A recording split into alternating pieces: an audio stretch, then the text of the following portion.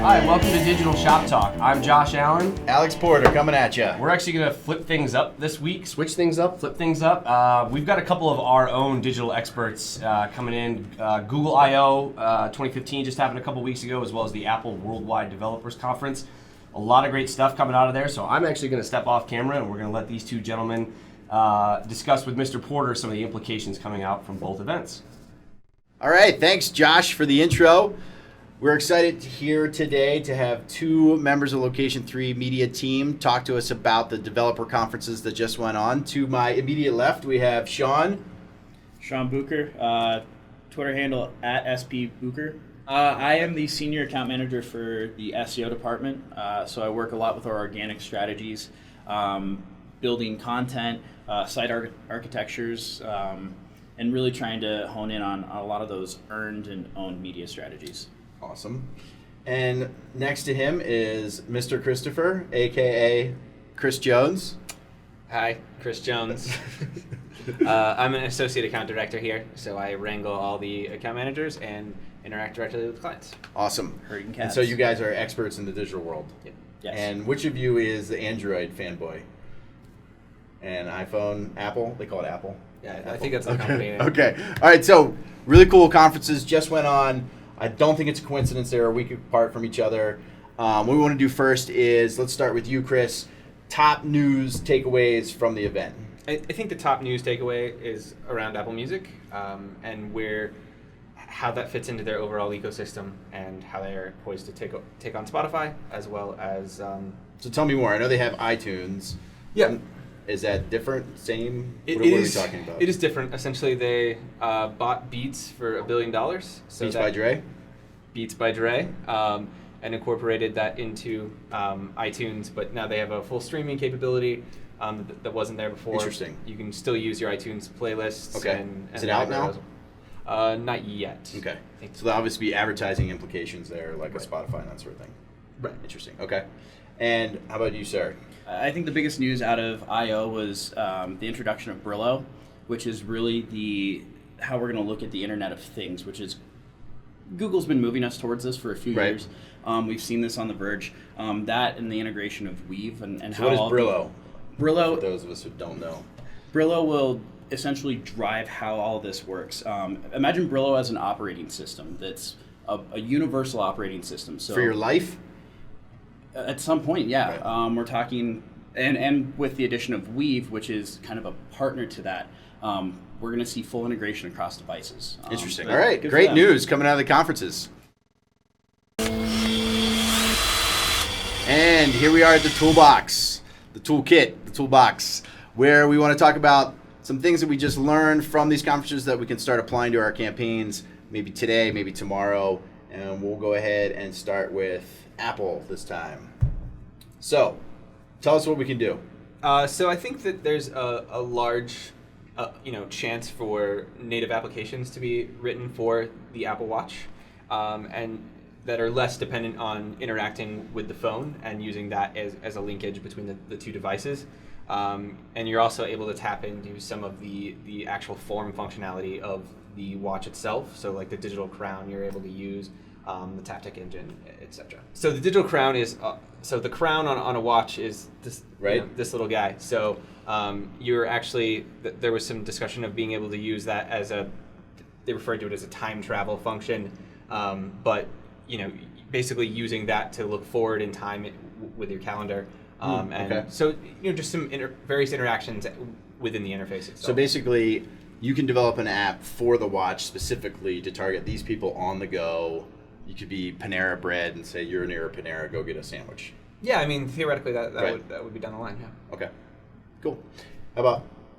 I think the most exciting thing, or what has the biggest application, is Android Auto. And Android TV, obviously, we're getting more platforms to be able to introduce ads on. Right. The Auto is probably the most intriguing because we talk a lot about geofencing in campaigns already with mobile devices, but with now the integration of Brillo and Weave, are we going to have the capability to serve ads known based off geolocation from the car's GPS to where the phone is, and have relational kind of It'd be something like the experiences car, with you those know, it devices. stops. Because you don't want to serve an ad while it's driving. Absolutely. Right? But you know, at a stop sign, you can say, You could maybe serve some Want to get sort of away? It's rush hour. Oh my gosh, I would do that. a banner ad of some sort, maybe only when the car stops, or kind of integrating more traditional media methods with a commercial. Takeaway is, as these guys advance, obviously as digital marketers, we need to understand what those opportunities are, get in early, test them out, and make sure we've got great campaigns built around them. Thanks.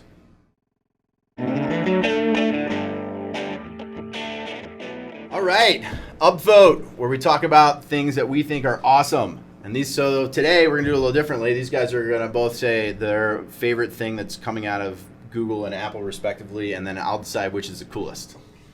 I think with Google Now on Tap, it's taking that Google Now feature that is a great experience we're seeing across a lot of devices, and a lot of people are starting to use more frequently with the increase in searches. And I think it's becoming more AI driven. I think that's where we're going to see it going, to the point where a lot of people may not want to leave that experience very often, which is great because they're interlinking apps. There is more deep linking through apps. It'll be a smoother integration with those things. So to me, that's kind of like the coolest thing that comes out, because it's going to have an immediate impact, and we're going to start seeing those results change very, very quickly. Cool. Apple is basically revamping their mapping system and basically following the Google footprint of driving around cars to actually map streets, and they're finally integrating transportation, or rather public transportation options within Apple Maps. So that's finally rolling out, which again, like, Google's done it very well for a long time, but it's nice to see that there's an actual alternative to that, hopefully in the future. All right, I can't decide. I'm going to call it a tie. I think that both companies are innovating at a rapid pace. I want to know when we're going to have drone view instead of street view. Like, it's not going to be long before everything you get delivered is by drone, so they just need to send drones through the streets so they can know, where telephone lines are and stuff like that. It's coming. We're getting to the point, at least Google is, and I'm very excited about it's 3D immersive experiences. So I think we saw a little bit of this with cardboard, but now we're seeing the application of taking cardboard into classrooms and taking kids on a field trip while they're at their desks. I think this is why get out and evolution experience of that. life real? I mean, just sit in a box. But think about the immersive experiences you can create for a kid who sits who wants to tour New York City, who's sitting in South Africa, who may not ever have that chance. No, that's I think it's cool. actually a brilliant idea, and it's another way to start connecting people more than we thought we could even 5 years ago. But there's a flip side of that, creating experiences that literally don't exist anymore.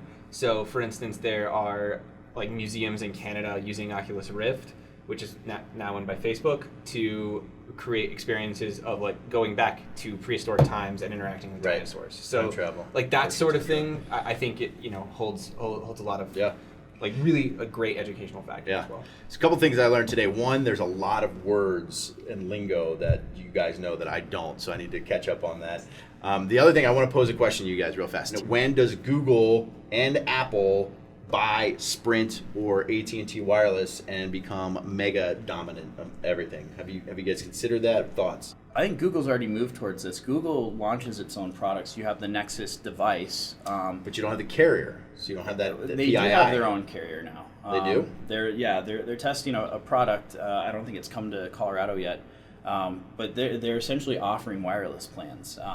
And it's based off your data usage, so you pay by the amount of data you use, on top of a flat rate for SMS and voice. And so I think Google's kind of pushing out the middleman, similar to what Facebook's done in some ways with some of their technology, where we can offer this to people. We have the brains, we have the resources. Why are we letting these people, I say Verizon, the carriers, take our piece? Because they own the airwaves and the FCC, whatever. Really what they've bought is an ad network and publishers. No, AOL solves cross-device with that, not the other way around. AOL now knows everything about them. Right, but I don't think that's any really particularly different than what we have today. So, I mean, when you think about this, if a user is on their phone and they leave their phone, that doesn't help track that user just because of that acquisition. Right. I disagree, but we'll see what happens. Thanks for coming out. Well, that's it for another episode of Digital Shop Talk. A lot of great content from Mr. Bucher and Mr. Jones today. Hit us up on the hashtag Digital Shop Talk on Twitter, at Location3, Location3.com, Porter32, the Squash 7. Holler at us at any time. Lots of opportunities. We have not gotten any questions yet, so we're Please. doing a Please contest. talk to The us. first person that tweets with the hashtag Digital Shoptalk, it's not employed at Location 3, gets a $50 Amex gift certificate. You heard it Sent here live. first. We'll see you From next Josh. time. I'm We're out. Alex.